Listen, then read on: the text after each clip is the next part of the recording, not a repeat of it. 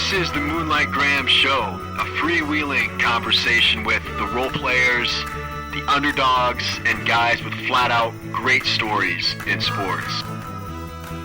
Hello and welcome back to the Moonlight Graham Show, and for our episode today, the trusty co-host Tom Griffin and I sit down to put together a football roster, a two-deep football roster of the best football players ever to come out of the state of Iowa. Guys that were born and raised here in the state of Iowa. So we're counting guys like Dallas Clark, who was born in South Dakota but raised here in Iowa. Billy Cundiff was born out in California but raised here in Iowa. And we didn't count guys like Trent Green, for instance, the longtime NFL quarterback who was born over in Cedar Rapids but was not raised here. So guys that were raised in the state of Iowa, we put together a two-deep chart of the best players ever to come out of the state of Iowa. So what Tom and I did is we went to Pro Football Reference and we looked up every guy that was born in the state of Iowa. We did a deep dive, making sure they went to high school in the state. And then we put together a depth chart based on those guys that we found off of Pro Football Reference. So you're going to hear names like Kurt Warner, of course, Tristan Wirfs, David Johnson, legends like Marv Cook and Jay Hilgenberg. And this was a lot of fun because it allowed Tom and I to do this deep dive into our state's research and drum up, guys that maybe we had forgotten about. It's always good to be reminded just how good Bryce Pop, for instance, was, but also guys we had never heard of. There were so many great players like Don Perkins, for instance, back in the 1960s that were great, and doing this research dug up names, some of which we never heard of, and also gave us a better appreciation for how great of careers guys had back in the day. And so this episode was a lot of fun. If there is anybody that we forgot about, please feel free to reach out to us to let us know what guys we forgot about or what we got wrong. I'm really curious to hear your feedback on what we got right and what we got wrong with this episode. We're right in the heart of football season. I think you guys will enjoy this one. And if you like what we're doing here on the Moonlight Graham Show, make sure to subscribe to the podcast wherever it is that you get your podcast.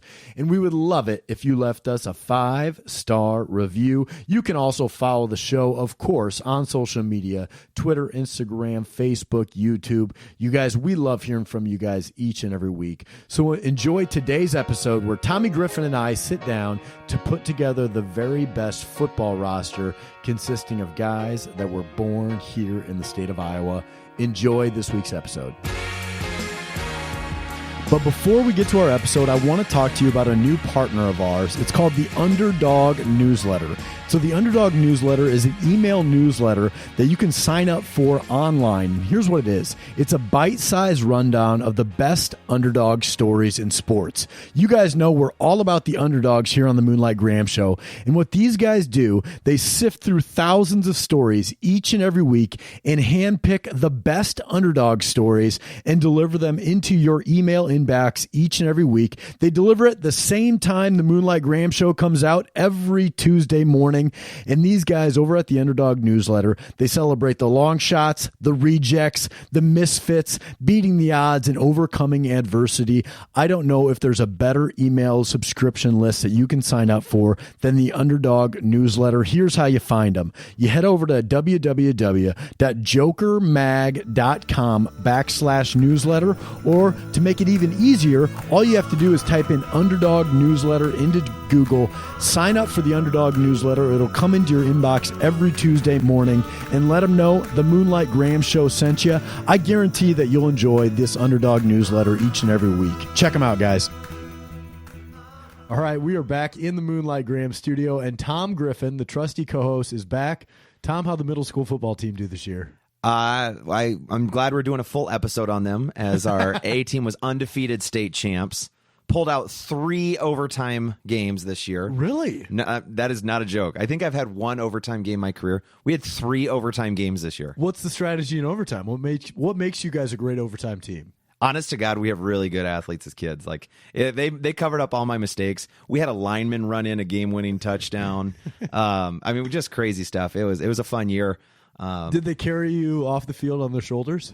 I made them, yeah. We practice that. That's how we finish every practice. So undefeated state champs. Self-declared. But Self-declared, like Central Florida. it's exactly. We were 5-0-1. Ooh, who'd you tie? The tie, and we didn't get to play overtime, was against one of the Waukee middle schools. So One of them. There are two, and Prairie View. Prairie View is the one we played. 6-6 tie, and we played a junk game. Just didn't have a good game. Do you guys always go for 2, or do you kick extra points yet? For the first part of the season, we go for 2 because we haven't practiced the extra point yet. But we've actually had some pretty adept kickers, so Oh, nice. we get it going. So, well, congratulations on a great year, Tom. It really, really was. And welcome back to the pod. I know. I'm happy to be here. So today on the podcast, similar to what we did a couple weeks back with the going through all of the best baseball players in the state of Iowa's history, we're going to do the same thing with football players. So we brought in our resident football coach, Tom Griffin, and we're going to put together a 2-deep depth chart for all of the best football players ever to come out of the state of Iowa.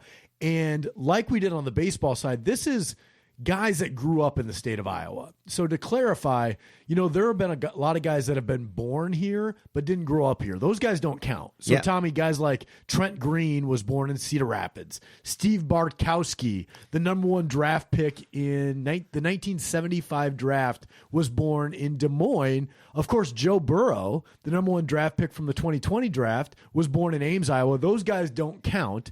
But guys like Dallas Clark, who was born in Sioux Falls, South Dakota, Billy Cundiff, who was born out in California, we are counting those guys as Iowans, Tom. It was hard to do the research and make sure where did they go to high school, because that wasn't always easy to find. But, man, when you lose 2 number 1 overall picks. That's crazy. Yeah. Those parents need to settle down with the good life in Iowa. So out of all the guys that were born in Iowa, the guy with the most Pro Bowls out of anyone born in Iowa was Marshall Yonda. He had 8. Jay Hilgenberg was a center through the 80s and 90s. He had 7. The most games played out of anyone from Iowa, the punter, Reggie Roby, of course, from Waterloo, Iowa. Most touchdowns, Tom, out of anyone born in the state. Did you look this one up? Oh, boy. Is it Kurt Warner? Well, he has the most passing touchdowns, but, if the We guy don't count that. got the ball across the goal line, Dallas Clark. Oh, of course. 53. David Johnson's right behind him with 51, so David Johnson probably will eventually have one. The first Iowan to ever play, the first guy born in Iowa, this guy actually didn't grow up in Iowa, was Floyd Peters back in 1959. The last Iowan to make his NFL debut was Matt Nelson, who I believe is defensive tackle. Defensive end, yeah. Defensive end, went to Iowa. Yep. So he just debuted this year. He's the only Iowan to debut in the NFL this year. Tristan Wirfs. Yeah, I guess Tristan Wirfs not born in Iowa? How did he not pop up on my list? He went to Mount Vernon? He went to Mount Vernon, so Yeah. Tristan Wirfs should be counting. Researching. But he did not pop up, I guess, on the Pro Football Reference, at least to my knowledge there, Tom. See if he was born in the state of Iowa. It says born January 24th, 1999, Mount Vernon, Iowa. All right, well, I'm wrong then. Tristan Wirfs and Matt Nelson were the latest Iowans to debut in the NFL. And that is why we refused to let Pro Football Reference sponsor this episode. So let's put together our 2 deep. Let's start on the offensive side, Tom. Well, before we even go there, Okay. as the resident 8th grade football coach, you didn't use my depth chart. That's basically the style of depth chart I print off and have on the sideline for every game. The only thing I changed is I had to put the kicker, punter, and long snapper into it. Yeah, Tom had this Google Doc depth chart that I was having a hard time following. I'm just an insurance guy over here, Tom. I think everybody has a hard time with it but me, but boy, it makes sense. So I shared that with you. So quarterbacks, I feel like this one is pretty easy. Obviously, the number 1 guy on our depth chart, Hall of Famer, Kurt Warner. Moonlighter, former MVP, Kurt Warner. I mean, this guy actually, the only stat that I really cared to look up on Kurt Warner, because he's obviously our number 1 guy, he made $62.7 million in his career. That's probably the most. Tristan Wirfs eventually will probably break that, but Kurt Warner's our starter. And I think Kyle Orton is the obvious backup, Tom. So Kyle Orton played 10 years in the NFL, threw over 100 touchdowns, threw for 18,037 yards. Guess how much money Kyle Orton made during his career? Ooh. I'm going to say $40 million. Kyle Orton made just over $30 million. Nice. Hey, it's not bad scratch if you can get it. It's pretty amazing. Like, I kind of was throwing, before I looked at the stats, I was throwing Sage Rosenfels and Kyle Orton into the same category, and they do not deserve to be in the same category. No offense to Sage Rosenfels, but Kyle Orton, I think, had 2 seasons where he threw over 20 touchdown passes. His last season, he threw 18 touchdowns and 10 interceptions. Might have had his best season as his last season, but he famously just walked away from the game. He was just done playing football. He had those years in Denver where he was really talented. In Chicago, he had success. He was one of those guys, like, I almost feel like if he had been given more time in Denver or in one of those systems, but I guess that's the nature of the NFL. Yeah, 2 really good years in Denver, 1 really good year in Buffalo, and he could have probably made, good backup money for another 2-3 years after that, but he retired at 32, 33 years old, lives in the Des Moines Metro now, plays golf all the time. I think living a pretty good life. That's not bad. He made $1 million a year for his life up until retirement. Yeah. I doubt he's still making that type of money. All right, so we're going to select two running backs then. 2 starting running backs, 2 backup running backs. Tom, who's the first one you got? This was kind of tricky as well because I think this is when you get into kind of a recency bias type thing. You start looking at some of the guys more recently in the NFL or even active. So David Johnson, statistically, he is ahead of where Ed Podolak was in his career. Ed Podolak's another big name. So David Johnson, I think, is my first pick in his career still going. Really? So you have David Johnson over Don Perkins? Again, a recency bias thing. Okay. Don Perkins was listed as a fullback. So I think if I'm building my backfield, I'm going to go David Johnson. All right, so you have David Johnson as your 1, but we're going to have 2 running backs in our offense here, similar to like a fantasy team. So I think Don Perkins is the obvious other one. Don Perkins was a Waterloo, Iowa guy. He's actually one of the top 100 athletes we selected ever from the state of Iowa. Played from 61 to 68, gained 6,217 yards in his career, caught 146 catches out of the backfield, scored 45 touchdowns in his career. Just had a really solid career. And I think it listed he had 6 Pro Bowls. Is that right? Yeah, 6 Pro Bowls. And 1-time All-Pro. That's right. And so, like, David Johnson might clip some of those stats eventually, but you never know with running backs. Like, I thought David Johnson, after his second year in the league, I thought he was going to be like a Marshall Faulk type of guy, but he's kind of like 1 or 2 bad years from being out of the league. That's kind of how the running back position goes, Tom. And that's where the debate gets started. That's right. So those are our 2 starters, Don Perkins and David Johnson. Who do you have on the bench? Ed Podolak was my next guy. Yeah. Ed Podolak had a really good career for I think 9 years in the NFL. He had a bunch of yards, bunch of carries. And really he seems like he had a really consistent career. Yeah. From Atlantic, Iowa. Played from 69 to 77, had that famous AFC championship game where he gained like over 400 yards. Yeah. Not only was Podolak, a running back, caught the ball out of the backfield, Podolak had 288 receptions out of the backfield, scored 40 touchdowns in his career, but he played quarterback at Iowa. Did you know that? Well, and he was 4 of 6 passing in the NFL. 4 of 6 passing in the NFL, that's right. I was wondering if you were going to catch that. What about your other backup? So I struggled here a little bit because then I had guys like Tavian Banks and, so I think this was a challenge of looking at Iowa raised guys, and especially in the skill positions. So Tavian Banks was my next guy on my list. So I had a guy by the name of Tony Baker from Fort Madison, Iowa, and he was an old timer too, 68 to 75, gained over 2,000 yards in his career, caught 82 passes, and scored 17 touchdowns. Tom, I don't know if he was raised in Iowa or not. Maybe that's why you missed him. But I got it here that he's from Fort Madison. I'd probably put him over Tavian Banks.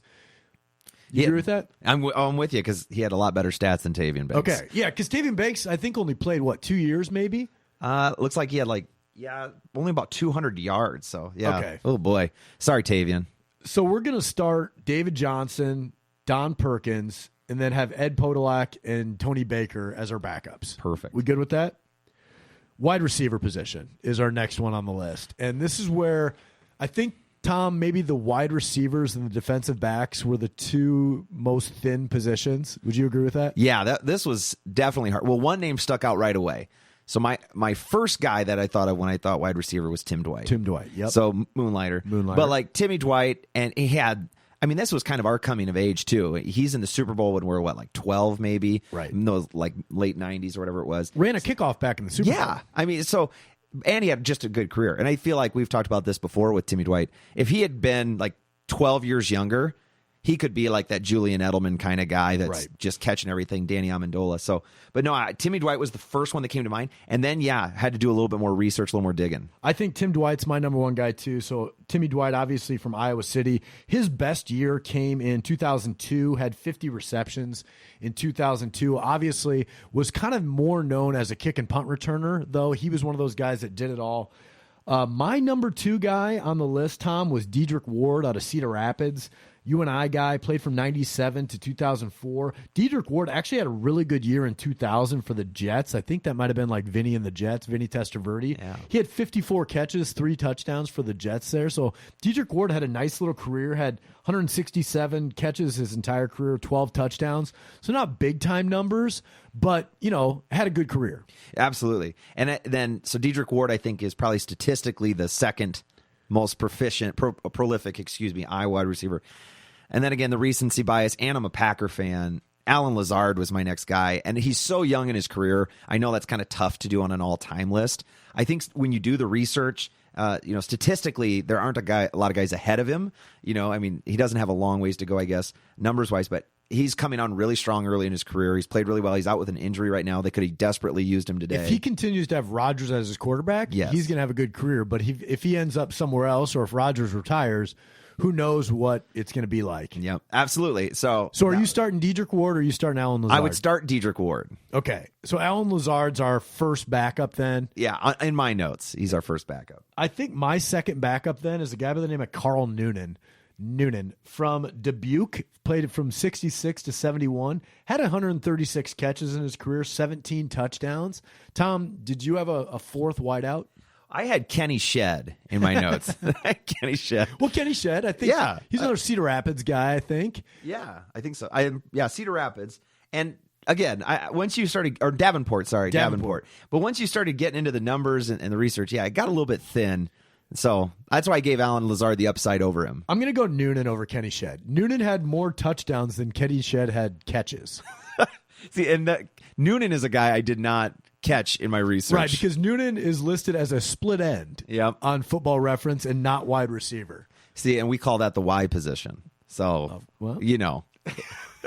on your depth chart. It's Pro Football Reference, though, not 8th grade football reference. All right, let's go to tight end. The wide receiver position was pretty thin. The tight end position, there was a lot more depth. Obviously, we've had guys like, who's the guy for the TJ Hawkinson right now? Could be a guy after he's been in the league a few more years that maybe comes into this conversation. He didn't make my list right away because I think the first name on the list is Dallas Clark. Absolutely. So Dallas Clark, not actually born in Iowa, but he was raised, Twin River Valley, right in that Humboldt area, just north of Fort Dodge, had 505 receptions, 53 touchdowns in his career, one one-time Pro Bowler, one-time All-Pro, also a Super Bowl champion. He's the obvious number one. Then the number 2 guy, though, Tom, the backup, no slouch either. No. Well, who did you go with for your backup? I went with Marv Cook. Yeah, okay, good. I did too. But right there next to him, statistically, is Brandon Myers. I know. So I didn't know if you'd have a little bit of bias or maybe a grudge. Yeah, I wanted to get Brandon Myers on the list, because I have famously lost to Brandon Myers in basketball. Everybody's still talking about it. Everybody. And the more we can elevate Brandon Myers, high tide makes all boats rise. And so I look better in hindsight too. But I think, the Iowa City native Marv Cook has to be next. He was a 2-time Pro Bowler, 1-time All-Pro, Tom. Yeah, I had the same thing. I think Dallas Clark was like a Kurt Warner. Like when I thought tight ends, Iowa, that was an easy one. And then Marv Cook, when I actually looked at his numbers, obviously with the connection to Iowa City and everything like that, I knew the name, I just didn't know the numbers, and Marv Cook had a really good career. Yeah, in 1992, Marv Cook had 82 catches and 3 touchdowns. And this is before, kind of like Rob Gronkowski, or not Rob Gronkowski, but Antonio Gates and Tony Gonzalez kind of reinvented the tight end position. In the 80s and 90s, the tight ends were mostly known as blockers, right? And if you're catching 80 balls as a tight end, that'll get you first team All-Pro, and that's what happened with Marv Cook. So, he was an All-Pro or a Pro Bowler in both 91 and 92, and had a really nice career. Had 257 catches and 13 touchdowns in his career. In that Tecmo Super Bowl year in 1991, Marv Cook was the man. Absolutely. So let's move to tackle. And obviously, Tom, the offensive line is one of the spots that Iowans through the years have really shined, especially in the interior line. Who did you have as your tackle, your top, right tackle, left tackle? My first pick for a tackle coming out of Iowa was Robert Gallery because he was a top draft pick. He did play part of his career as a guard, though, so we're kind of cheating. But like you just said, we had so many interior linemen. It was a little harder to find tackles. So Robert Gallery was my first pick as a tackle. So I have him at left.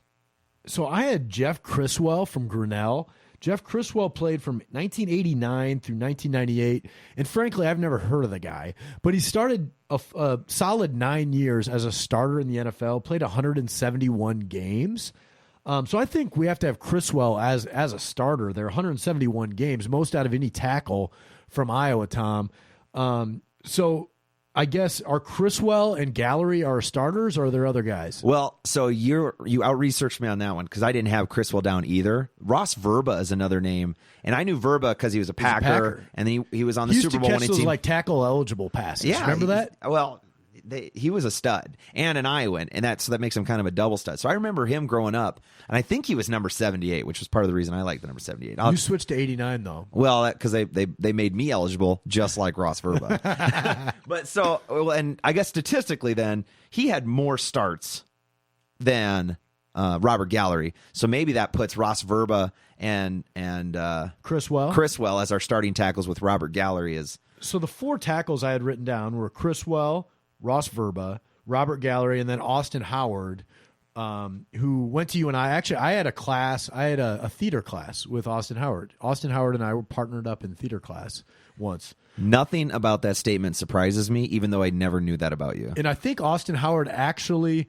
played basketball and football his first year at UNI. Wow. And then, signed. I think he had a really big contract in the NFL. Like his second contract with the Raiders was really big. That's it. I did not know that. I had Tristan Wirfs on my list too. And again, this is kind of that unfair recency thing. Tristan Wirfs being a new guy in the NFL right now, first-year starter. But he's playing extremely well at right tackle, playing in front of Tom Brady. So obviously there's a lot of confidence that he can get the job done. But so who's our two deep here, Tom? Here's the five names we have so far: Criswell, Verba, Gallery, Howard, and Wirfs. Well, I think Criswell did it. So I think we have to keep Criswell in the starters because he did it in the NFL. Let's start him at left tackle. Perfect. Let's put Verba at the right tackle. Okay, that's where I got him. And I want Austin Howard in there because I had theater class with him. And I think let's put Wirfs in there too. All right. For some credibility, because like Gallery is kind of a bust. He's known as a bust. He had a good NFL career. He did. He is kind of known as a bust. He ended up with like the Seahawks playing guard, I think. Yeah, I mean, he played 8 years in the NFL from Manchester, Iowa. Everybody thinks he's a good guy, so I think he's a good guy too. He was an education major. But he's not going to make our two deep. Yep. And you know what? Just that's how it goes sometimes. That's how it goes. Here on the Moonlight Graham Show, we don't pull any punches here. Not a single punch. So the guard position is maybe the second best position out of any spot. Tom, who's your number one guard? I think it's pretty obvious. Yeah, well, it's got to be Marshall Yanda. Yeah. It's got to be. Most Pro Bowls out of any Iowan ever. Marshall Yanda from Cedar Rapids. I think he was from a small town outside of Cedar Rapids. Was he the Anamosa guy? Yeah, he might be Anamosa, but born in Cedar Rapids, Iowa. Played from 2007 to 2019, two-time All-Pro, 8-time Pro Bowler. Did he win a Super Bowl? He won a Super Bowl with the Ravens, I believe, as well. So Yanda's obviously our first guard. The second guard there, I think, Tom, this is an obvious one, but I think it's Brandon Scherf. Yeah. Who's still playing? Yes. You're the lineman. You know better than me. Well, this was a tricky one. So we were kind of talking about this before we recorded. So Brandon Scherf, Robert Gallery are both guys that played tackle in college, but then Robert Gallery later, but they both got moved interior. So that was kind of a tricky one. But Brandon Scherf has 3 Pro Bowls. The Denison guy. So he's still in his career and still going, but to have 3 Pro Bowls already, I mean, that's one of the most, he could have like a Yanda-like career when all's said and done. And I think that moving him to guard protects his career too. I think it lengthens a guy's career to get moved inside. Right. Okay. Next guy, the first backup, I had Adam Timmerman from Cherokee, Iowa. He's a one-time Pro Bowler, played a long time for the Packers. Yes. Right? And I Won remember a Super Bowl, had a flat top. He had a really good he had a buzz sweet cut flat top. Do you remember Yes. the milk? Was it the milk posters? It was the character counts. Okay, I couldn't remember which it was. And here's what the irony of the story of it being a character counts poster. So we go up to wrestle at, what is it, Washington High School in Cherokee? Cherokee, yeah. Yeah. And so we go up wrestling. They've got his poster everywhere. And then they had towels in their locker room that said Cherokee or Washington High School or whatever it's called. It's called Washington High School, right? I think so, yeah. Okay, good. But it's in Cherokee. Yeah, I thought you're staring at me like I was wrong. Anyways, so I stole one of those towels in high school because, I don't know, Adam Timmerman went there. I don't know. But I remember just his blonde flat top watching me as I stole that towel out of that locker room. Well, what was the thing I remember about that character counts poster as well is it said like 6th place in the 110 high hurdles was like a thing. And I remember being so amazed. It's like, well, Adam Timmerman's a lineman and he got like 5th or 6th place in the 110 high hurdles when he was in high school. And I'll never forget that. Of course he did. So he's our first backup. My second backup, Tom, and we have not compared notes on this one. I had Bruce Reimers. Okay. So Bruce Reimers played 7 years as a starter, played a bunch of games. Football Reference has him from Algona, but I thought he's from Humboldt. There's a lot of Reimers from Humboldt through the years, so I think Bruce Reimers is from Humboldt. He would be my other backup guard. What's your list say, though, Tom? The other one I had in there was Bruce Nelson, who had a shorter career. From Emmitsburg? From Emmitsburg, yeah. But again, that's kind of a little biased because I'm pretty sure my brother Pat played against him. I think that was part of the Pat draw. Griffin, oh, there's Bruce one Nelson coming. driver. There's one coming. Don't even. Yes. Don't jump ahead too far. But yeah, I think Reimers has the better career, so I think Reimers makes more sense putting in there. But again, guard is probably one of our top position groups we have. I mean, and the next one coming is even better. Yeah, the center position is the deepest position, and it's not even close. Tom, I think the starter here is from Iowa City, Iowa, is Jay Hilgenberg. Jay Hilgenberg played from 81 to 93, was a 2-time All-Pro, 7-time Pro Bowler, played in 188 games in his NFL career. Pretty amazing. Not only was he an awesome center, his brother was an awesome center for like 10 years in the NFL as well, Joey Hilgenberg.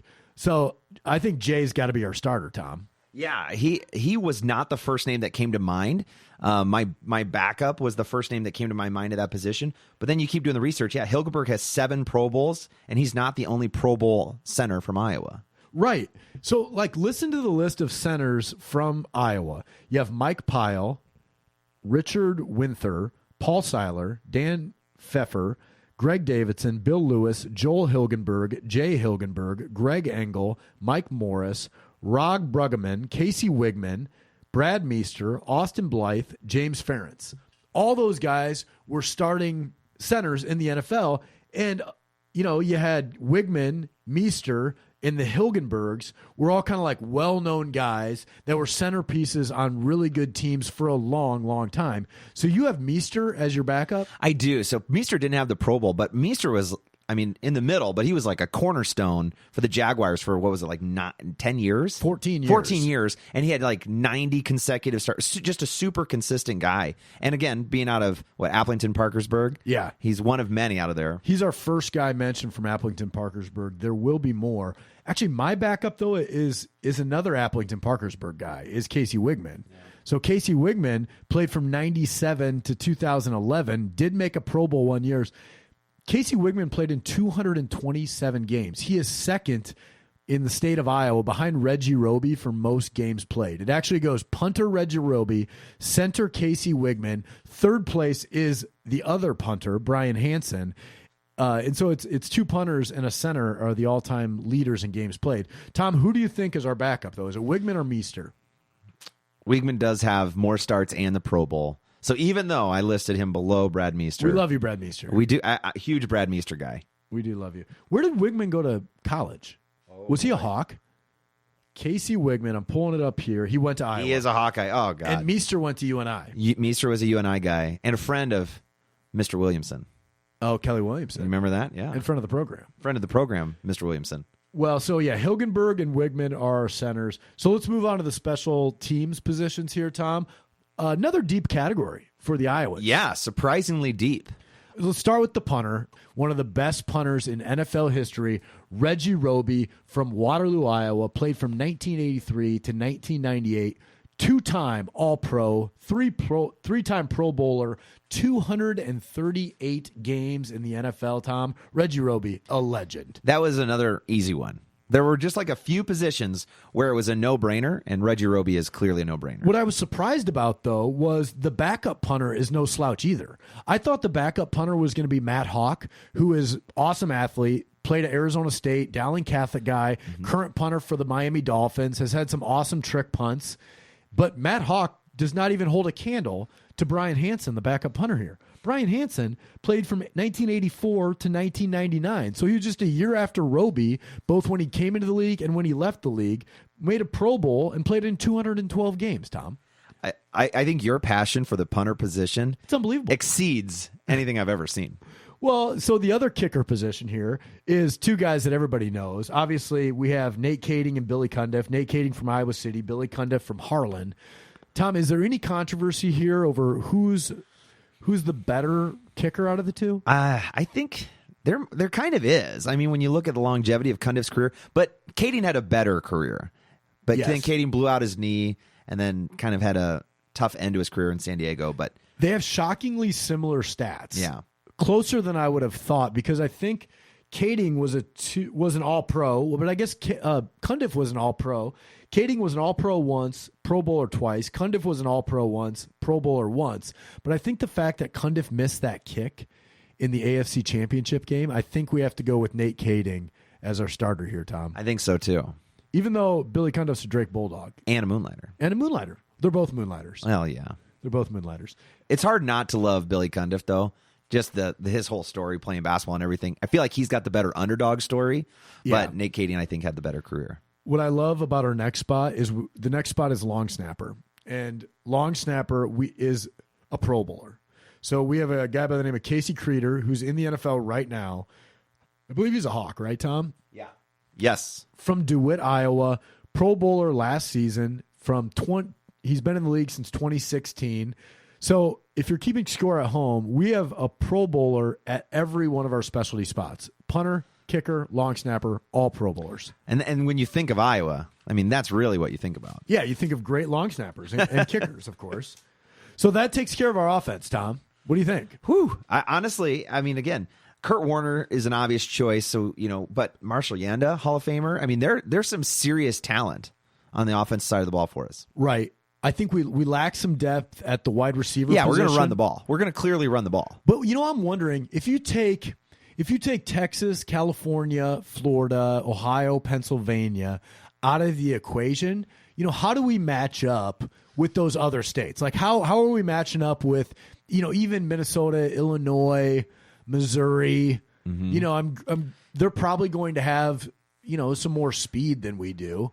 So I don't know, but I feel really good about our interior positions. Our listeners around the Midwest need to find your local Moonlight Graham podcast and find their state teams, and then we can do maybe some kind of a debate show sometime. That's a good call. So let's move over onto the defense, Tom, and let's move from inside out on this one. So let's start at the defensive tackle position here. So the defensive tackle position was one that we had to do some digging to figure out, who was the best here. The first guy that popped onto my screen, though, is a guy by the name of James Jones. James Jones, Davenport guy, and he played from 1991 to 2000, played in 160 games. So essentially he played 16 games for 10 years, never missed a game, had 37 sacks, scored a touchdown in his career. I think James Jones, Tom, even though he's not like a household name, he's a UNI Panther, he's my number one defensive tackle. Yeah, he had a really good career, but again, not a name that I knew. And this was a thin position for us to look through. So he's easily the number one. I think so, too. Are we ready? So number two, I would have Mike Stensrud. Okay. I'm saying interior. I thought about cheating and moving one of our defensive ends interior, but Mike Stensrud would have 100 and played in like 139 139, games. Yeah, something like that. So a long Iowa career. State guy, 11 seasons from Lake Mills, northern Iowa there. But do you think Stensrud's better than Chad Hennings? Well, yeah. No, Chad Hennings would be above Stensrud. I got off on my list. Okay, Sorry. so here are the 4 defensive tackles I had down. I had James Jones, Chad Hennings from Elberon, Dallas Cowboy, Mike Stensrud, and then I had Mike Dirks from Monticello, who was from 68 to 71, played in 43 games. I think Dirks is the worst out of those 4. James Jones is probably the best. And then you have Hennings and Stensrud in the middle. Which one of those starts? You think Hennings probably? See, okay, now Hennings was my first choice because I didn't have James Jones down until you told me about him. So that's where I got off on my list. So I think the starters would be Jones and Hennings, with then Stensrud and Dirks. Gearhart Dirks, right? Yeah, Mike Gearhart Dirks is our last rated defensive tackle on the list. The defensive ends, pretty solid group though. Yeah, absolutely. And that's where I thought about cheating, was pulling one of those guys inside, which he did play inside later in his career, but that would have been cheating. All right, so I think the best defensive end. Now you tell me. Here's the 4 guys I have down. You tell me if they match up with your 4. I got Vern Den Herder from Northwest Iowa. It's written he was born in Lamar's. I think he's from like one of the smaller towns around there though. Vern Den Herder played on that undefeated Miami Dolphins team. Was on a lot of those Dolphins teams in the great Don Shula era of the 70s. Then I have Kyle Vandenbosch is my second rated one from Larchwood, Iowa. Played from 2001 to 2012. 3-time Pro Bowler, 58 career sacks. Then I have, Aaron Campman as my third rated one from Kesley, Iowa. 2-time Pro Bowler, 58 sacks for him as well.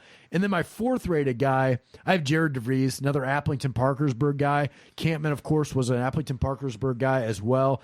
DeVries played from 1999 through 2008. I believe he's the head coach at Clear Lake High School right now. Yeah. And he had 16 and a half career sacks in his career. So I have Den Herder, Vandenbosch, Campman, and DeVries. Those are the same 4 guys I had. And Vern Den Herder had a longer career and was on better teams because Vandenbosch played for a long time for the Lions. But I had Vandenbosch and Campman as my 2 starters. Okay. Which, again, that's recency bias. But between them, they had, Vandenbosch had 3 Pro Bowls, Campman had 2. But Vern Den Herder was on a better team and had the Super Bowl win. But yeah, it's really hard to have Aaron Campman on the bench. Exactly. Especially when he played at Appleton Parkersburg against the second most talented Griffin, Pat Griffin. And I just remember watching that game. We went and watched the game, and then afterwards talking to Pat. He played, and they got smoked, of course, because Appleton was, had some future NFL talent. But his job the entire night was to go against Aaron Campman. Wow. Both sides of the ball. He lined up across from him and just got his face beat in the entire time. And Aaron Campman, was not like, this was back before social media. So the next time I really got a good look at Aaron Campman was when we went to a football camp at Appleton Parkersburg High School. And on the wall inside of the school is this picture that's probably like 20 by 24, like the giant portrait. Because he was all-state band and choir. Of course, yes. Maybe it was just band, but I just remember he was posed in a suit jacket and like posted on a big plaque. Was obviously NFL and all that stuff too, but all-state band. And I was like, oh man, my brother got beat up by a band nerd. What's so funny is those Appleton Parkersburg guys, not only did they all make the NFL, they were all really good. Really good. And they played for a long time. Pretty impressive. Very impressive. Yeah. I think we got to start Campman then. Let's put Campman in front of Den Herder. Vandenbosch made 3 Pro Bowls. And was very good. I mean, he was mean. He was huge. Yeah. Kyle Vandenbosch was a big man. I saw that dude in person one time. Did you arm wrestle him? Well, it was pre-COVID, so I hugged him. But seriously, he's walking into the hotel carrying his bag, and the dude was retired at that point. Jacked, bald, goatee. He looked like a WWE wrestler. He could have been. Yeah. So, okay, we're going to start Campman and Vandenbosch, and then we got Vern Den Herder, the Super Bowl champion, on the bench with Jared DeVries. Pretty good. Really good. There. And then Campman was the guy I thought about moving inside because he was with Green Bay, then Jacksonville, so he could maybe have played D-tackle for us, but I think without cheating, because we don't cheat here. Or we could put Vandenbosch in the middle instead of Chad Hennings. That's not a bad idea either. Well, the way they play the NFL now, if all these guys were in their prime, you really only need 2 D linemen. It's all about that speed rush. But we need a lot of guys on the line once we get to the defensive backs. The defensive backs are pathetic. If we're playing Madden, we might be in that punt block the entire time. Right. So, all right, linebackers are next. So the linebackers I have written down, and there's a ton of linebackers here. There are. From, a lot of guys in the olden days, But you have some really good guys from the modern era, too. The first one is obvious. Bryce Popp was a Defensive Player of the Year in 1995, 4-time Pro Bowler, made an All-Pro team, Defensive Player of the Year, 75 career sacks, most sacks out of any guy ever born in the state of Iowa, from Scranton, Iowa. Bryce Popp, number one guy. That was an easy one. That was an easy one. That was one of those guys that stuck out. Also, Green Bay Packer. My number two, and so according to this, we're going to have 3 starters and then 3 on the bench. My number 2 is Wally Hilgenberg, who's the uncle of Jay and Joel Hilgenberg, who are those great centers. Wally Hilgenberg played from 64 to 79, played in 199 career games, 4th all-time on the Iowa list, Tom. Pretty darn good football player from Wilton, Iowa. So, yes. And so this is where it got kind of hard because some of these guys have more games than stats. And so I started kind of splitting hairs. Yeah, they didn't even have like sacks. Yeah. They're like tackles and sacks. We couldn't pull that up for Wally Hilgenberg. So I'm giving him the benefit of the doubt here. Absolutely. Well, with that many games. So where'd you go next then? Who's your next guy? My next guy is Dennis Gibson from Ankeny. So Dennis Gibson played, well, of course, he's on both Tecmo Super Bowl and Tecmo Bowl. And from Ankeny, Iowa State guy from 87 to 95, played in 121 games, but only had 3 interceptions and 2.5 sacks. But that's who I had as my third linebacker. And then Greg Biker had 100. Was he the next one with 176 He did games? not grow up in Iowa. Oh, man. Yeah. See, this is where the research was on. You, Tom. You did out-research. So here are my 6. Or actually, I wrote down 7. Let's debate these. I had my starters as Bryce Popp, Wally Hilgenberg, and Dennis Gibson. And then I had the backups as Jerry Hillenbrand from Davenport, Merv Krakow from Guthrie Center, and then I had Pat Angerer and Josie Jewell as well. So Angerer, of course, from Bettendorf, Josie Jewell's from Decorah. Tom, out of those 7, who do you like? So some of the historical ones are like trickier, but like Pat Angerer, Josie Jewell are Hawkeyes. That's that more recent history. Right. So I would give Josie Jewell the nod over Angerer. So if my first guy to bump out is Angerer. Okay. I think. So then, the other backups are Jerry Hillenbrand, played 8 years, played 99 games, had 14 interceptions, scored 3 touchdowns in his career as a linebacker. I think he's a legit backup. But then I have Merv Krakow from Guthrie Center, 73 to 78, played in 72 games, had 3 interceptions in his career. And then maybe Josie Jewell in there as our third backup. Yeah, I think so. It's hard, again, with Josie Jewell being young to kind of compare to where he's going to be. Right. I think that's the right spot. All right, so linebackers, we got Bryce Popp, Wally Hilgenberg, Dennis Gibson, backing them up, Jerry Hillenbrand, Merv Krakow, and Josie Jewell. Before we get to our defensive backs, which, Tom, would you agree, is this the thinnest position on the field? This was the hardest group, I think, to research. Who's our number 1 defensive back? My number 1 was Tyler Sash. Yeah. I think short career, obviously, but I think of the group we're going to talk about, he had one of the most successful careers. Right. And nothing against Tyler Sash from Oskaloosa, Iowa. He only played 23 games, had 26 tackles and 1 forced fumble, but he's also the best defensive back ever to come out of Iowa. Yes.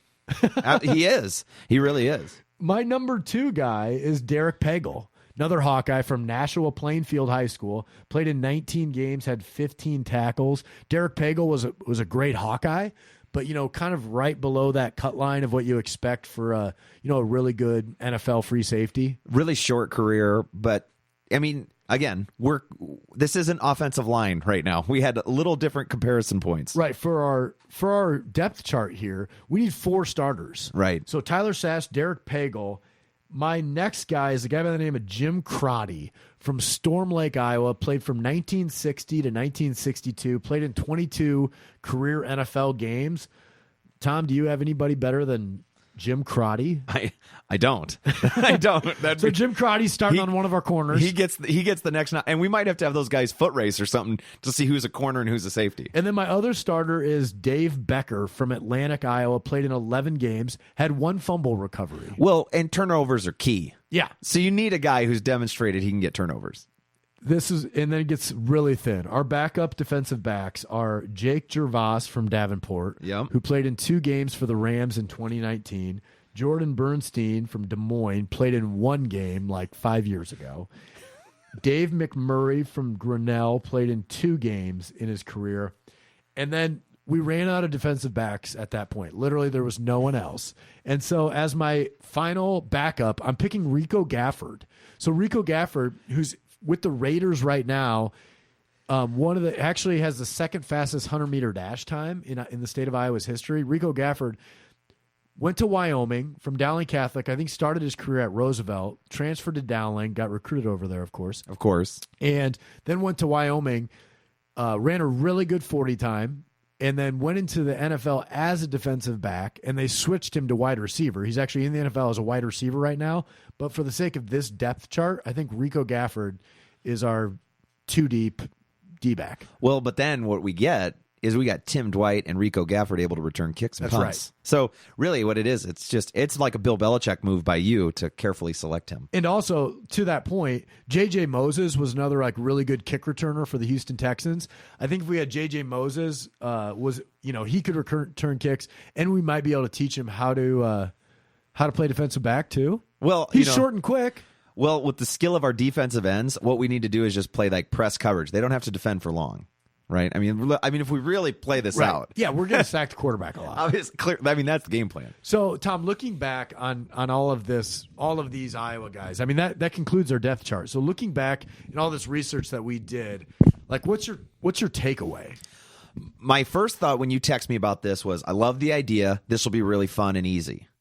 That ended quickly. As soon as I started doing the research, I realized this is not going to be really easy. But the second thing is that. And I am a Hawkeye fan. I went to Iowa, but there is a definite Iowa Hawkeye bias in this because there are more homegrown guys that go to Iowa City. Right. Yeah, that's true. There's a lot more UNI guys than I was expecting. And I think that's kind of a product of the same thing. More Iowa guys are choosing UNI and Iowa over, Iowa State. And I mean, that's not really a slight against Iowa State, but that was something that stuck out to me is that there's a definite Hawkeye bias. Obviously, the offensive line, that was the clearest probably there. Well, and the other part of it is there's been a lot of good guys to come out of the state of Iowa to make it to the NFL, but most of them play the same position. Yeah. So if you're putting a two deep together, you have some positions that are just loaded with Pro Bowl type talent, and then you have other positions like defensive back, even offensive tackle was a lot thinner than I was expecting. Wide receiver was okay, but I mean defensive back was far and away the worst. Yeah, and I mean we had four guys. I have four guys on my depth chart at center. That was such a, maybe it's, Iowa being part of the heartland, everybody focused in the middle. No, I don't know. But, there were four guys I had at center. And then, it thinned out as we got towards the tackle. And the other part was Eastern Iowa's had a lot of these guys were from Eastern Iowa. Like you had Davenport. A lot of these guys were from Davenport. A lot of these guys were from Cedar Rapids, Iowa City. Not as many. Similar when we went through this in baseball too.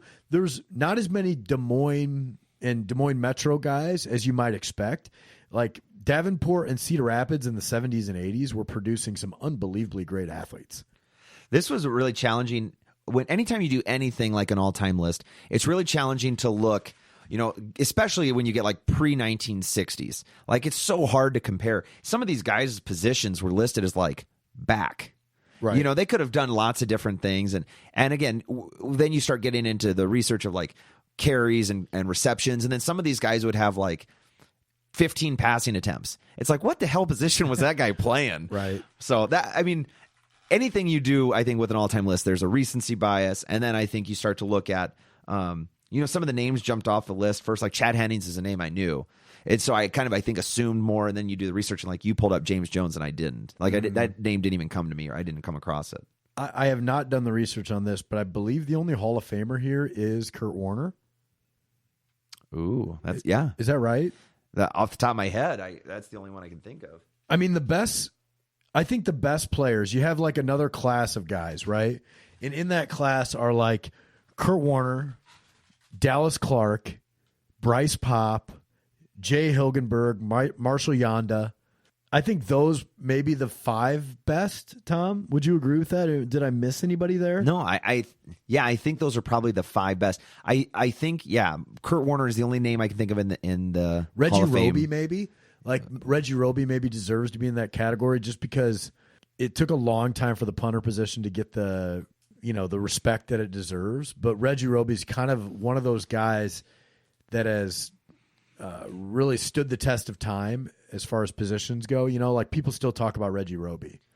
And I think another thing that you start to realize how many guys, as you're doing research, aren't from Iowa. So there's so many guys that were Hawkeyes or Cyclones or whatever on the list.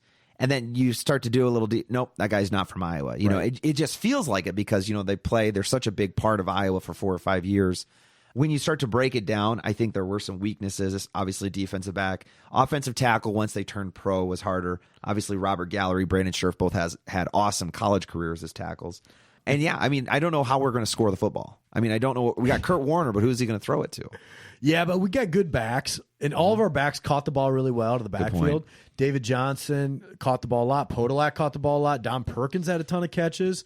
So I think we'll be okay on offense. And we have a lot of speed. Like Dedrick Ward, Tim Dwight, those guys could really run. Even, Alan Lazard's a big body guy for us. Rico Gafford, if we squeeze him into the lineup somewhere or on the roster somewhere. We can go 2 tight end sets with both Clark and Cook in the formation. Well, that's what I was going to say, because tight end's a really deep spot. Maybe we carry like 5 tight ends, because you're also going to have T.J. Hawkinson. Yeah. There would be if we carried a bunch of tight ends, T.J. Hawkinson, and then Brandon Myers was a decent tight end as well, but he's probably the 4th tight end, maybe the 4th best after Clark, Cook, Hawkinson, and then Myers maybe right there. Mm-hmm. So we could do that. Well, Hawkinson could be a matchup problem too, so he can kind of stretch a linebacker or something. You go in like 13 personnel. He's a modern tight end. We got like 3 tight ends in the formation, 1 running back. We could create some matchup problems. As long as the other team doesn't have the football, we're in great shape. And also we could run fake punts. Have you ever seen that Reggie Roby fake punt? Oh, yeah. The one where he goes behind his back, he puts the ball behind his back like he fake kick. It's like really slick. He takes his steps and then he switches it behind his back. Yeah, and then he just takes off running and nobody was off expecting the right, it. I think. Yeah, I feel like yeah. Look that one up if you're still listening to this. You are. Look that one up. So I remember getting Reggie Roby's circle-shaped football card out of a frozen pizza. Was it a Pog? No, it was a circle football card out of a frozen pizza. And so then I remember painting it because I liked the Houston Oilers, because why not, I guess. And that's right. You were a Warren Moon guy. I did like Warren Moon. I remember that from our childhood. Isn't that weird? That is weird. I don't like him that much anymore. Yeah, me either. So this has been fun, Tom. This has been a lot of fun.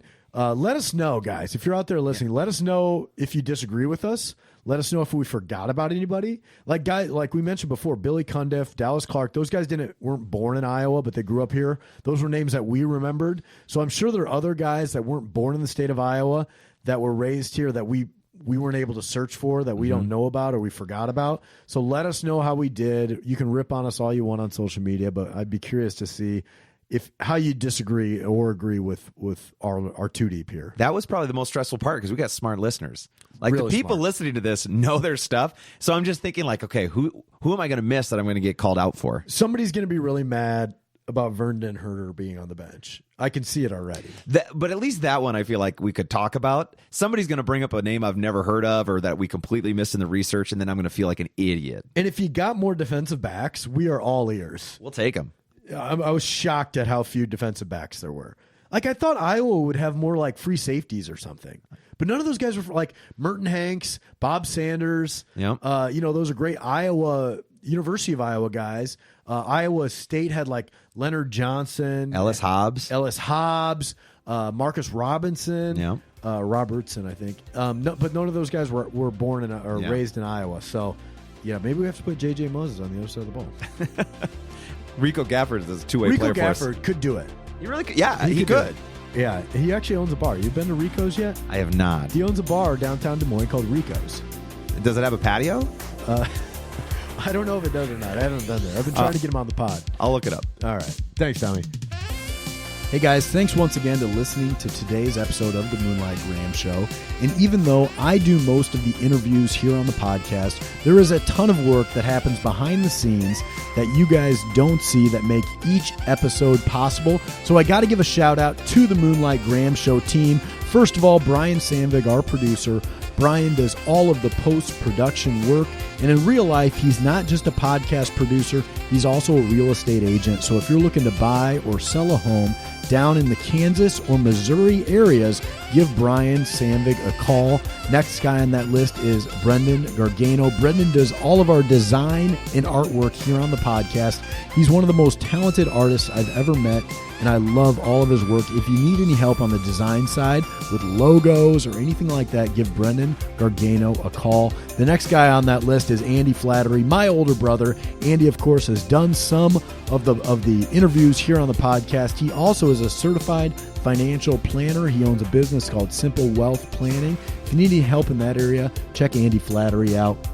And then, of course, the trusty co-host Tom Griffin and my younger brother Neil Flattery. Those guys are just busy being husbands, being fathers, they're family men, but also they do a ton of work here on the show. So thanks again for listening. We really appreciate you guys subscribing and supporting the Moonlight Graham Show.